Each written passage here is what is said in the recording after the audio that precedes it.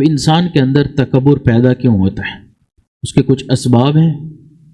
پہلا سبب کہ تکبر، غرور کا ایک سبب علم ہوتا ہے، وہ علم دین کا ہو یا دنیا کا ہو۔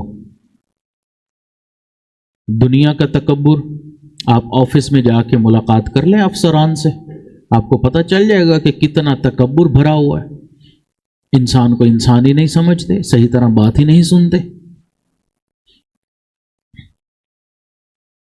تو یہ تکبر ہوتا ہے۔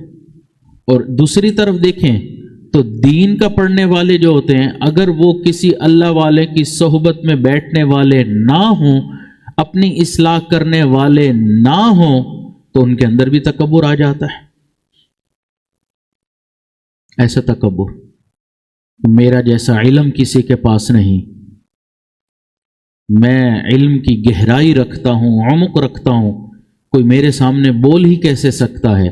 جب میں نے ایک بات کر دی تو اس بات کا انکار کیسے کیا جا سکتا ہے؟ حضرت والد صاحب فرماتے ہیں کہ ایک مرتبہ ہم لڑکپن جوانی کی عمر میں تھے، تو ایک نوجوان عالم تھے، حافظ بھی تھے، قاری بھی تھے، اور تخصص فی الفقہ بھی کیا ہوا تھا۔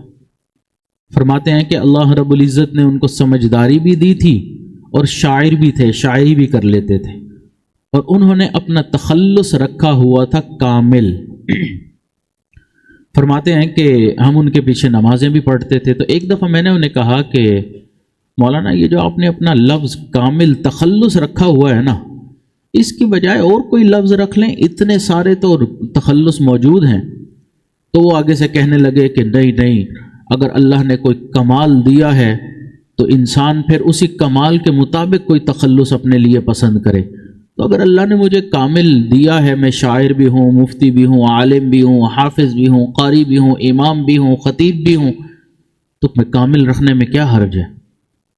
اب یہ تکبر کا معاملہ کیا انہوں نے کہ میں اس قابل ہوں کہ اپنا تخلص کامل رکھوں۔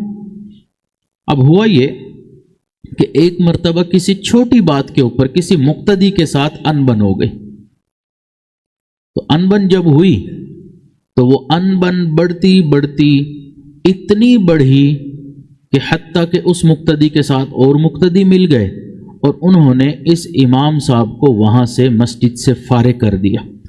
اب جب فارغ کیا تو ان کے دل میں تکبر تو موجود تھا، پہلے سے یہ کیفیت موجود تھی، تو کہنے لگے کہ مجھے مسجد سے نکالا ہے، میں ایسا تو میں ویسا، لہٰذا اب میں مسجد آؤں گا ہی نہیں۔